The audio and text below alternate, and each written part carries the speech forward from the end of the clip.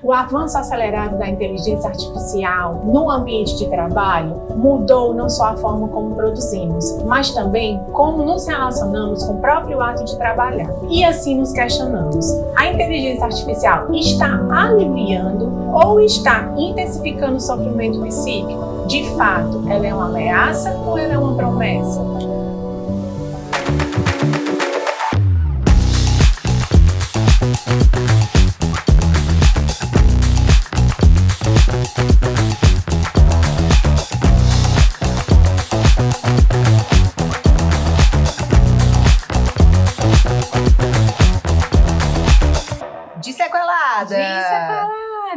Estamos aqui hoje começando mais um episódio das Sequeladas. E a gente vai conversar sobre uma temática super relevante. Mas vamos lá introduzir o tema. No mundo do trabalho, a IA vem sendo aplicada para automatizar tarefas e otimizar processos, trazendo ganho de produtividade e eficiência. Entretanto, essa expansão da tecnologia também gera muitas tensões. Trabalhadores enfrentam incertezas quanto à empregabilidade, o aumento da pressão por desempenho e a necessidade de adaptação constante, o que pode afetar diretamente a saúde mental, temática que a gente sempre aborda aqui, né, nos nossos episódios. E para falar sobre um dos transtornos muito prováveis e que acometem os trabalhadores por conta da IA, e não só os trabalhadores, todos nós que estamos fadados, a esse apressamento, a essas intervenções rápidas, a esse modelo de funcionamento atual. Acelerado, sobretudo com esses adventos, essas mudanças rápidas que a gente tende a querer dar conta e a se comparar com máquinas, coisas que nós não somos, Então a gente fala de humanização, mas a gente acaba se desumanizando muitas vezes, tentando corresponder a um padrão que não é nosso. Então, o transtorno de ansiedade, ele está diretamente ligado a esse momento do advento da inteligência artificial no mundo corporativo, E não só no mundo corporativo, na educação, dentro das nossas casas, o uso excessivo de telas. E aí eu trouxe, como todo episódio, a gente sempre traz algum livro, Eu trouxe esse livro, Casos Clínicos em Saúde Mental, que é um livro que foi organizado pelo André Moreno. O André Moreno é um psicólogo da terapia cognitivo-comportamental, da abordagem da TCC. E o André Moreno estuda, pesquisa transtorno de ansiedade. Então, os principais cursos, E aí já tô puxando a sardinha pro André Moreno, Ele nem sabe que eu tô aqui falando dele, mas enfim. E eu vou trazer um parágrafozinho pequeno para falar sobre o transtorno de ansiedade de acordo com o DSM e o que a literatura traz. Então, o transtorno de ansiedade é um transtorno psiquiátrico muito comum, cujo principal sintoma é a preocupação excessiva com grande parte, se não a maioria, das atividades e questões da vida diária. Ele está associado a sintomas somáticos como tremores, dores musculares, suores, náuseas, diarreia e uma resposta exagerada de sobressalto. Ou seja, a gente fica no futuro e esquece de vivenciar o presente, É isso. Então, traz a fadiga fácil, a dificuldade de concentração. As pessoas com transtorno de ansiedade, elas tendem a ser irritáveis, a ter perturbação do sono, e tem diversas comorbidades, E aí eu achei muito interessante trazer esse dado. Hoje se sabe que o tempo médio que uma pessoa leva para buscar ajuda é em torno de 9 a 10 anos. A literatura traz isso. Então, nós passamos anos com essas questões, com esses sintomas, esses desconfortos, e a gente acaba normalizando e naturalizando, E o transtorno de ansiedade, mesmo sem comorbidade, ele afeta substancialmente a qualidade de vida do sujeito. E nós percebemos na clínica, nós percebemos nas nossas conversas entre amigos, Nós percebemos na nossa família o quanto é comum, E para falar sobre essa questão da ansiedade, fazendo gancho, fazendo link com o uso da IA, a gente não pode fugir disso, gente, por isso que a gente trouxe essa temática. Nós trouxemos um convidado que vocês já conhecem, mas que ele veio de novo, porque a gente gosta tanto dele, que a gente está pensando em adotar ele para sempre aqui. Então, eu vou apresentar mais uma vez o Dr. Ricardo César, psiquiatra, preceptor do Ambulatório de Saúde e Sexualidade, ATASH, do Hospital Mental de Messejana, especialista em terapia cognitivo-comportamental. O Dr. Ricardo, como eu falei da outra vez, eu vou repetir, é um profissional maravilhoso, sensível, estudioso, a gente confia de olhos fechados.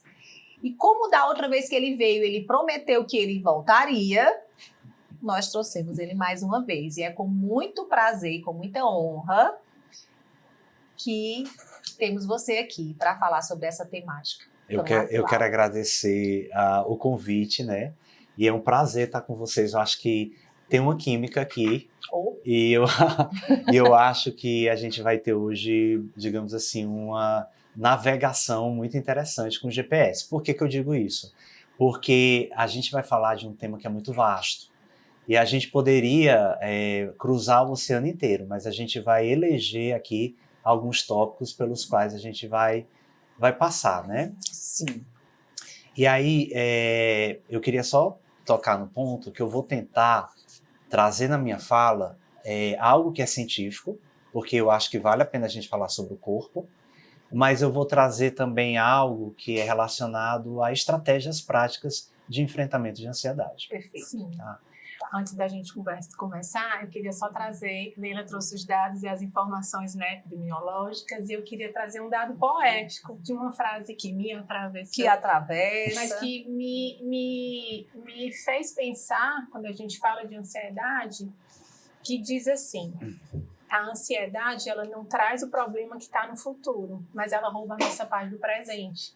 Então, muitas vezes, aí a gente entra num ciclo de sofrimento infindável com algo que está para além do que a gente está contando aqui e agora. Sim. E como é importante a gente, de uma forma, né, poética também, olhar para esse adoecimento psíquico, que faz com que tantas vezes a gente invista uma energia que a gente não tem, Sim. né, para pensar em algo que a gente nem sabe se vai acontecer, da ordem do porvir, né?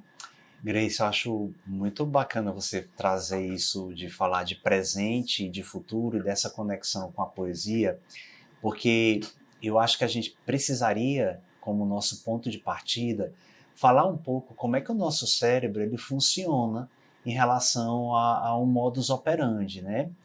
Nós temos basicamente, eu vou simplificar, tá? Nós temos basicamente duas formas de funcionamento enquanto a gente está em vigília, quando a gente está acordado, né? Nosso cérebro ele tem uma espécie de onda que é chamada onda high beta. E o que é que isso representa? Isso representa uma onda mais acelerada, que é vista, por exemplo, por um eletroencefalograma, e que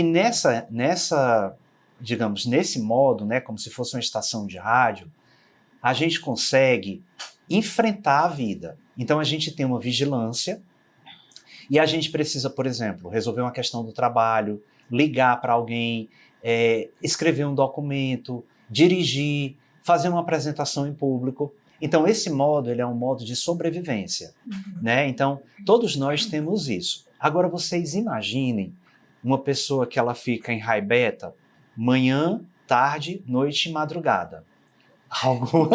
Algum problema a gente vai ter, né? Não é toda hora não, mas fica. E aí, qual é o contraponto, né, Leila? Achei legal você ter dito assim, já levantou a mão e falou, eu faço isso, né? Qual é o contraponto da onda high beta? A gente tem uma onda que se chama alfa.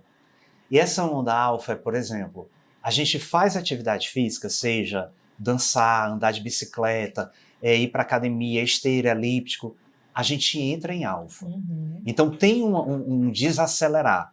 A gente, por exemplo, escuta uma música que a gente tem uma conexão, a gente entra. A gente vai para a natureza, então praia, montanha, a gente entra em onda alfa, né? Meditação, a gente entra em alfa. Então assim, talvez o grande segredo da gente vai ser exatamente equilibrar a proporção de high beta que a gente precisa e a proporção de alfa. E por que eu estou falando isso? Porque hoje, e até com a inteligência artificial, as pessoas têm muito FOMO, né? Que é o Fear of Missing Out. Então você fica o tempo inteiro conectado ali com o teu celular, porque você tem medo de chegar uma mensagem do trabalho que você não viu, Sim. uma demanda nova que apareceu, um acontecimento de uma notícia que você não está acompanhando. Então o nosso cérebro ele está sendo forçado a entrar em high beta. E isso é algo extremamente perigoso, porque imagine vocês se eu fico em high beta 9, 10, 11, meia-noite, eu não vou dormir. Uhum. E aí, se eu fico o tempo inteiro nessa onda, eu não vou dar a possibilidade de entrar em alfa. Consequentemente, eu vou ter um nível de ansiedade que é crônico, de alta intensidade. E o que é em excesso? É veneno.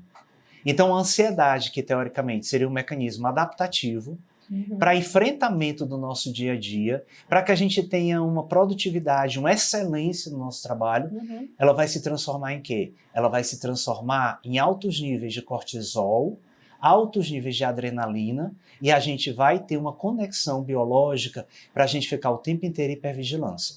Sim. E a gente poderia não falar sobre essa parte biológica, mas é importante a gente colocar isso, porque vocês observaram que eu toquei em muitos aspectos comportamentais. Sim. Música, natureza, exercício físico, mastigar com calma, Sim. ter tempo para se alimentar, conexão com amigos e família. Tudo isso já são, né? Nós já temos estratégias de enfrentamento da ansiedade. Então a gente tira a ansiedade desse lugar de algoz, né? Que muitas vezes a narrativa sobre ela é sempre Sim. de um lugar adoecido. Sim. Mas quando a gente consegue entender quais são os parâmetros, em que medida ela entra como algo estruturante, né? E que sim, a gente precisa dela. E positivo, né? É. E positivo para nos manter funcionando, ativos, como você falou, né? Isso. Mas me vem aqui, doutor Ricardo, uma questão assim que me incomoda muito. Que inclusive ontem eu estava, até a gente estava comentando sobre isso, eu ontem comentei com uma colega, né? Que falou que tinha pedido demissão do trabalho porque teve um burnout muito sério, né? E a gente estava falando exatamente sobre isso. Lugares que nós sabemos que é muito comum no mundo corporativo e não só no mundo corporativo, que normaliza esse funcionamento atrelado a uma produtividade e a uma excelência profissional. Então, assim, eu sou um bom profissional se eu estiver o tempo inteiro aqui conectado. Se eu imediatamente eu retornar essa mensagem, se eu conseguir dar conta do e-mail, sabe aquela história que a gente conversou até das abas do computador? Sim. Se eu tiver com várias abas e se eu conseguir organizar tudo aquilo. Imagino que a gente fica nesse ambiente e começa a normalizar esse padrão de comportamento, e uma vez que a gente não consegue corresponder pelo nosso senso de buscar o pertencimento, né? Nós buscamos isso, algumas pessoas mais, outras menos, e aí não vamos entrar nessa questão, mas a gente quer corresponder àquele nível de pressão, né? E assim, imagina, doutor Ricardo, que no seu consultório, na sua rotina, deve chegar muitos pacientes com essas questões, né? E eu te pergunto, como, com esse nível de pressa, com esse nível com essa tecnologia que nos atravessa, né, constantemente, você, eu, todo mundo, como é que, o que é que a gente pode dizer para essas pessoas, né? Eu sei que tem a meditação, a gente sabe de tudo isso e acredito que muita gente que tem o transtorno de ansiedade saiba, mas assim, praticamente, né? Como é que a gente pode corresponder a essas demandas profissionais, né? E conseguir dar conta e ao mesmo tempo não adoecer? Eu acho que esse aí é o pulo do gato. Essa sua pergunta que você está fazendo é o pulo do gato. Só isso, né, que eu quero saber. Mas eu acho que você também está me trazendo a oportunidade, Leila, de falar sobre o segundo ponto que eu tinha pensado depois do biológico, né? É importante a gente pensar muito como estão os nossos pensamentos, assim, em termos de competição e de comparação com o outro. Sim. Eu costumo falar que essa comparação, esse olhar para fora, ele acaba sendo um ponto muito forte de ansiedade. E eu acho que é totalmente equivocado, né? Assim, eu tenho um grande apreço pela educação. E eu acho que um professor, por exemplo, eu já tive professores brilhantes, ele tira o foco da competição e ele coloca o foco no aluno para ele olhar o próprio progresso. Então, eu acho que a gente, como profissional, a gente tem que, de certa forma, lembrar que os nossos colegas existem, lembrar que as pessoas existem, mas que a régua não é a trajetória deles. Então, não é um colega de trabalho, ou que o colega produz mais, ou que o outro faz mais, que vai ser. Eu acho que a gente tem aquele hábito no final do ano de fazer o levantamento de tudo que a gente quer para o ano seguinte. Eu acho que esse tipo de enquete a gente poderia fazer com a gente a cada 12 semanas. E a gente poderia ver o que é que a gente está progredindo. Por que eu estou falando de padrão de pensamento? Porque eu acredito que a ansiedade está muito ligada a um padrão de pensamento de alta performance. Sim. E aí essa performance ela não pode ser ditada pelo outro. Porque ela tem que passar por algo que se refere a tudo que é a autopreservação da gente. Por exemplo, se eu estiver doente, imediatamente eu paro de trabalhar. Então eu tenho que, objetivamente, controlar o meu nível de estresse no trabalho. E aí eu vou tentar falar assim, cada pessoa vai ter uma resposta. É muito complexo eu estabelecer isso individualmente para cada pessoa, mas eu vou tentar falar aqui alguns pontos. De que você vai colocar um freio, por exemplo, para o teu empregador, né, para a expectativa que o outro tem de você. Né? Então, como é que eu vejo isso do ponto de vista prático? O primeiro ponto, você tem que respeitar sono. Uma pessoa que ela está com privação de sono, ela abre a porta para muitos adoecimentos de saúde mental. Entre eles, um esgotamento, né, que é do inglês o burnout. Né? Então, acho que isso é um primeiro ponto. Você ter espaço, por exemplo, para você ter a sua gratificação diária. Então, ou você chega mais cedo do trabalho, aí você pode passear com o teu cachorro, você pode escutar a tua música, você pode preparar comida para a tua família. Não é nada sobrenatural, não é nada que foge do cotidiano. E a palavra mágica? Não. Você estabeleceu o limite. Ah, mas o meu chefe não permite que eu faça isso. Vou dar um exemplo para você. Imagina que teu chefe liga para você no sábado de tarde para falar sobre trabalho. Isso não pode existir. Entendeu?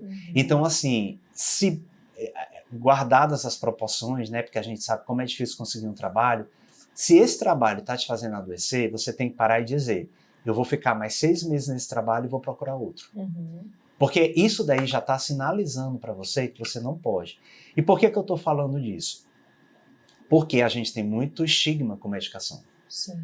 E se a gente não consegue fazer esses pontos que são comportamentais, né, a gente vai acabar ter que ir para um tratamento medicamentoso. Isso. Porque o tratamento medicamentoso ele vai dar esse freio aí, vai reequilibrar neurotransmissores, vai trazer uma sensação de mais tranquilidade. Né? E só para pontuar, fica atento ao que o teu corpo fala. Você leu aí no livro que a pessoa que ela tem ansiedade, ela pode ter uma respiração acelerada, taquicardia, ela pode ter náusea, ela pode ter vômito, ela pode ter diarreia, ela pode ter problema no olho, na pele, o cabelo cair. Então tudo isso daí é o teu corpo já sinalizando objetivamente que essa ansiedade está no nível crônico e numa proporção muito elevada. Sim. Você estava falando da história das abas, né, que ficam abertas.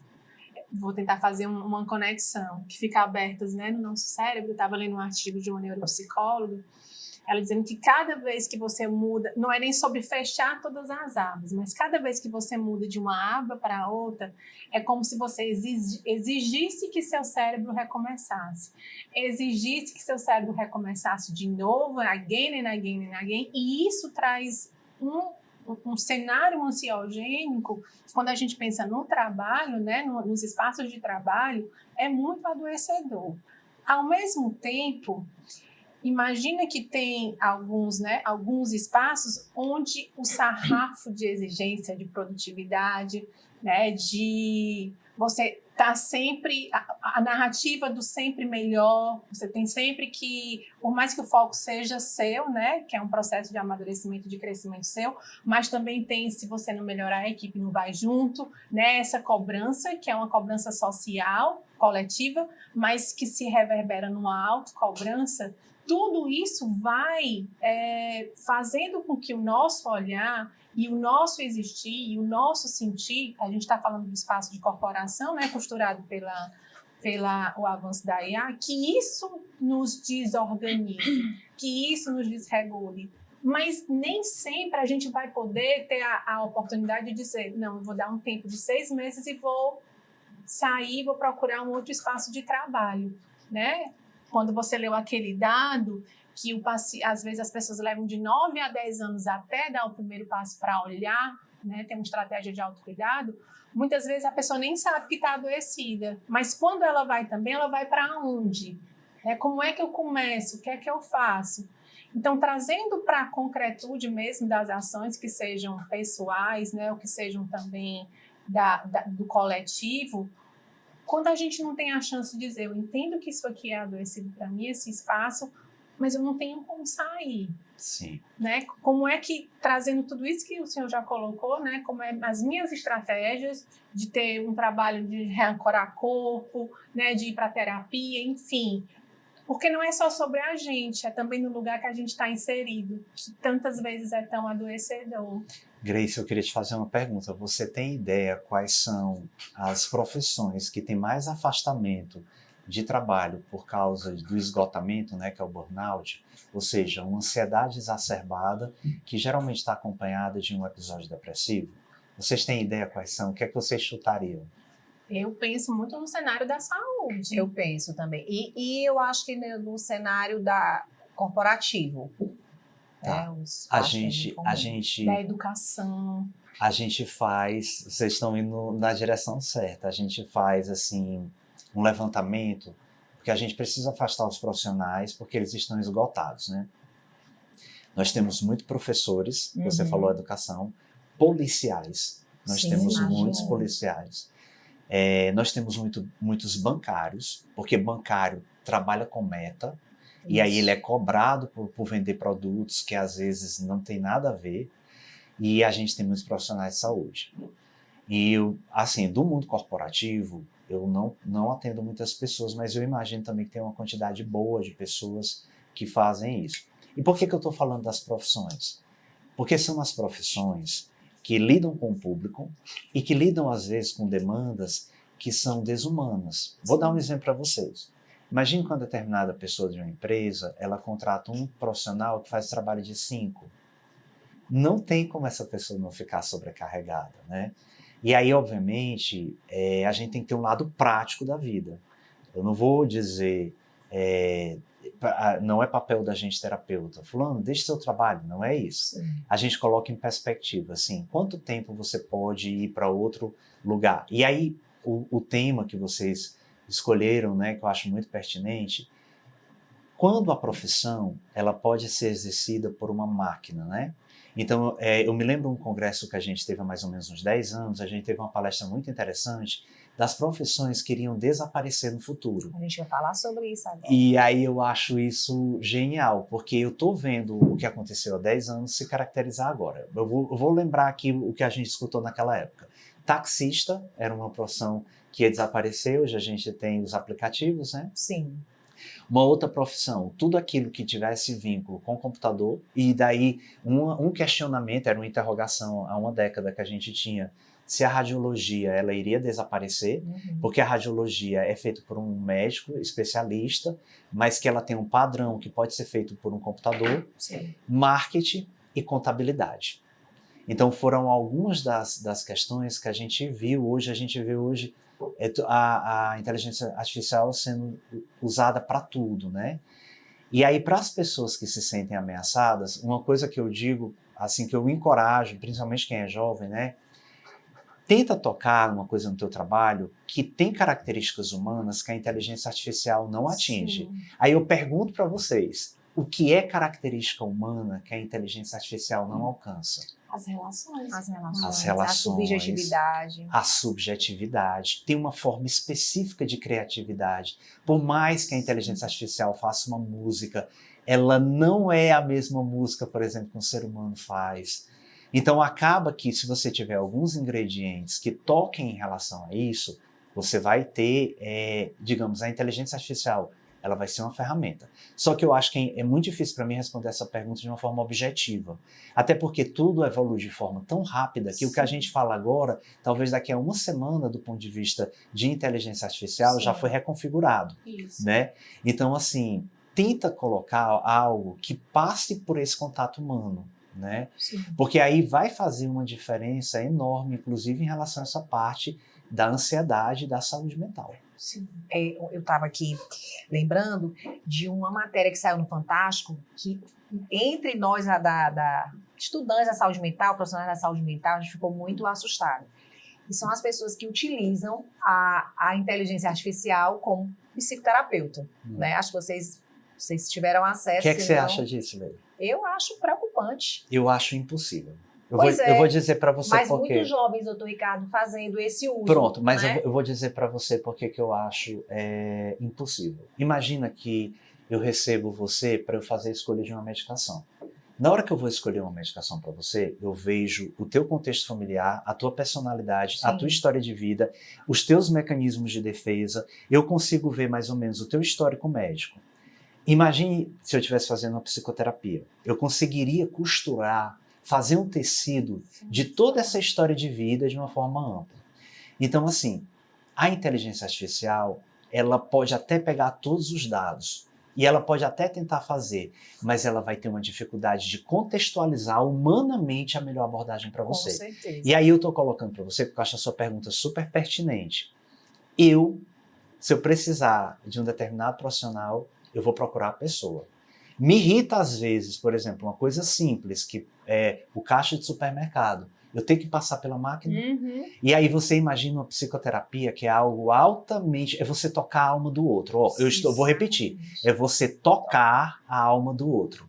Como é que uma máquina vai conseguir tocar a tua alma? Para mim é impossível. Exatamente. Para mim isso não existe. Então eu estou colocando isso para você porque os jovens eles podem até entrar nesse engodo, mas não mantém, não sustenta. Isso. Eu acho que vai ter 1 ou 2 sessões e eu acho que vai desmoronar. Sim. Até porque existe um mecanismo de transferência e contra-transferência entre terapeuta e paciente que vai gerando toda uma série, é uma dança. Exatamente. Você vai dançando o ritmo da pessoa que você está acompanhando. Exatamente. Né? Enfim. Até em relação a usar medicação, doutor Ricardo, eu estava aqui refletindo. Nós sabemos que a medicação, ela tira os sintomas, né? Ela vai ali combater minimamente os sintomas, de acordo com o quadro do paciente, com a dose prescrita e tal. Mas a gente sabe da importância da psicoterapia, desse acompanhamento, dessa relação subjetiva e humana, porque a medicação ela não vai mudar um padrão de comportamento persistente. Ali que já vem de uma história de vida, de uma questão adoecida, né? E nem o cenário. E nem o cenário, né? Independente de ser um... um contexto familiar, que muitas vezes é. Enfim, não vou entrar nessa questão. Mas eu queria puxar o gancho, como a gente estava falando do uso da IA como psicoterapia, né? Que é muito sério. Eu não sei se você soube de um caso acho que foi nos Estados Unidos, de um adolescente que chegou a cometer o suicídio por conta dessa relação com a IA, né? E que ele entendeu, eu não sei se eu estou certa, mas ele entendeu como se ele tivesse que chegar ao ato, né?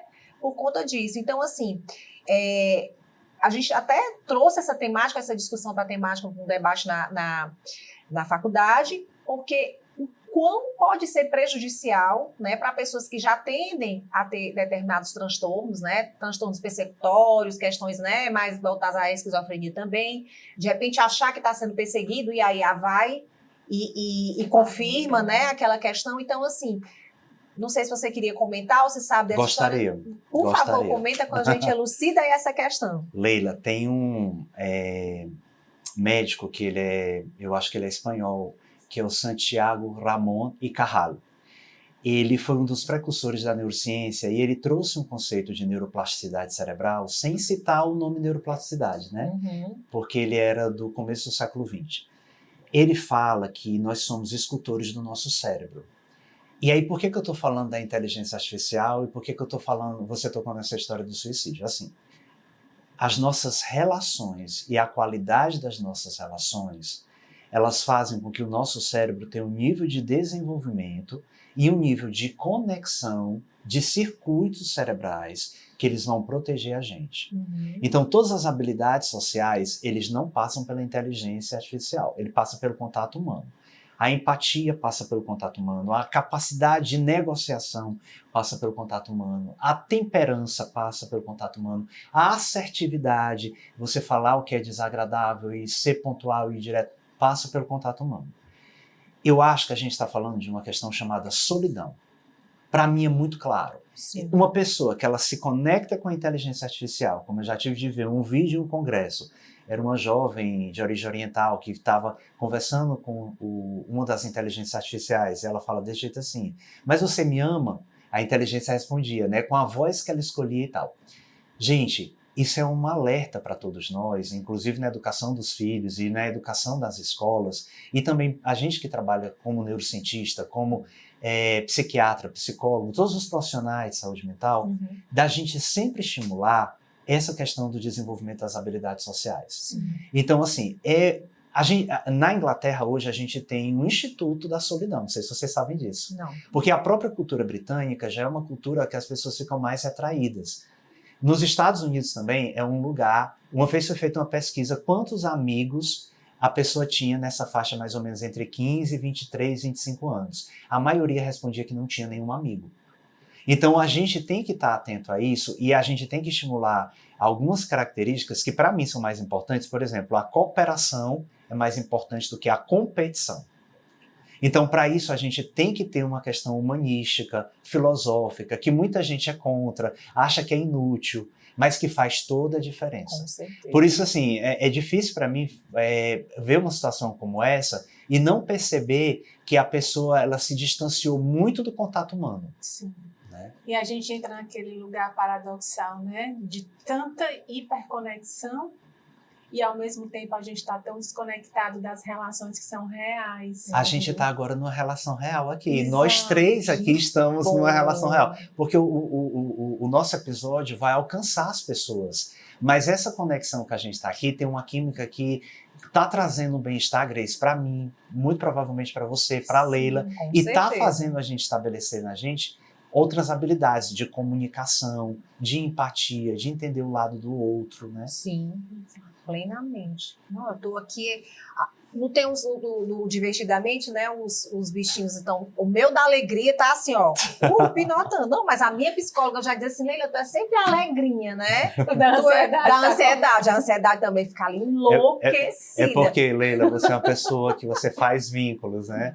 Então, construir esses vínculos você também, Grace. É, Então, são e vínculos, agrega. né? E agrega. E é É. maravilhoso, né? Não, e o bom de tudo, que a ideia do nosso podcast é trazer essa leveza e essa brincadeira. Porque, assim, a gente traz a seriedade, a gente traz os dados, a gente fala de assuntos, Traz as né? sequelas tão as doloridas. sequelas, mas, assim, a gente consegue rir disso, né? Porque que bom, né, minha amiga? Que bom.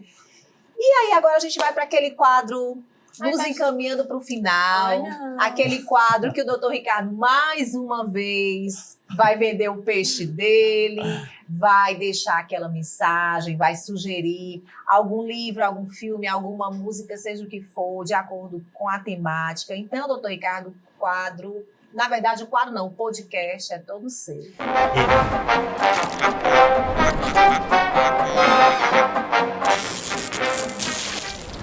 Hoje eu vou vender meu peixe de uma forma diferente.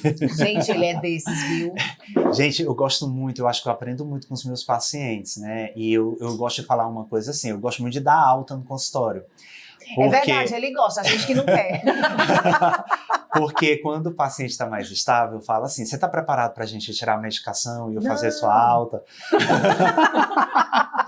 E aí eu percebo que, assim, quando eu dou alta para um paciente, geralmente 6 novos chegam. Então, assim, e aí é bom também porque assim, os pacientes têm aquele carinho e tal, né? Claro, respeitando os limites da ética. Então, só para dizer, eu trabalho na CS Saúde, gosto muito de trabalhar lá. Quem tiver interesse pode ir no Instagram, que vocês vão encontrar. Eu sabia que vocês iam pedir um livro. E eu amo ler, só que eu não queria trazer um livro sobre ansiedade, Sim. tá? Eu gosto muito do Enneagrama, vocês sabem, sempre que eu tenho a Sim. oportunidade eu falo. E eu falei para a autora desse livro que se um dia eu tiver muito dinheiro, eu transformo esse livro em um filme. O nome do livro é Meu Castelo Interior e o Eneagrama. Por que que eu trouxe ele vinculado ao nosso assunto? Porque assim, esse livro ele é uma conexão entre o trabalho de Santa Teresa d'Ávila nas Moradas do Castelo Interior e as 9 personalidades do Eneagrama. Então, só para as pessoas ficarem com o sabor e terem vontade de ler o livro, Já né? quero. É uma história de uma pessoa que ela tem que passar por 9 moradas, então são 9 personalidades, e ela vai encontrar ansiedade em cada uma dessas moradas e lidar com estratégias diferentes. E ela vai lidar com uma emoção que ainda vai dar tempo eu falar, que é o medo, porque por trás da ansiedade, às vezes tem um medo não percebido. Sim. O medo é uma emoção que ela é mais silenciosa e às vezes ela é subliminar. Às vezes ela está no inconsciente e às vezes ela alimenta muita ansiedade. Sim. Então o livro que eu recomendo é esse, é Meu Castelo Interior e o Eneagrama, Trilhando os Caminhos do Ser em Busca da Essência Sagrada, que é da Camila Giudice. Eu já tive de trabalhar esse livro aqui em terapia com alguns pacientes e foi um espetáculo. E só para falar que também tem um prefácio de uma pessoa que eu admiro muito, que é o Padre Domingos Cunha. É isso, o meu peixe. Maravilha, maravilha. Minha amiga, vamos finalizar? Eu não. Não? Não? Gente, hoje é feriado e assim, a gente quer passar o feriado aqui. Vou deixar você fazer o encerramento, por favor. Então é isso. Muito obrigada novamente pela sua presença verdadeira, genuína, em sinergia, né? Que é a palavra. Inspiradora. E eu espero, né, que todo mundo que teve o prazer e o privilégio de partilhar com a gente esse episódio seja convocado a reavaliar, né, essas questões que a gente trouxe com um olhar mais profundo, mais crítico, mais poético, entendendo que talvez o mais importante não seja a gente abrir mão da inteligência artificial, né, mas a gente se tornar pelo que a gente é, pelo que a gente acredita, pelo que a gente se conecta, com o fato da gente ser insubstituível, né? E sair desse movimento ansiogênico, né, que tanto nos adoece. E é isso. Calma! E se você gostou desse conteúdo, se faz sentido para você, gente, eu tô ficando muito blogueira. Curta, compartilhe nosso episódio e saiba que não tem inteligência artificial nenhuma que substitua isso aqui, ó, essa conexão aqui. Muito obrigada. Muito obrigado. De coração. Muito obrigado por tudo. Ficamos por aqui com mais um episódio das Sequeladas. Seguimos. Sequeladas, porém inteiras.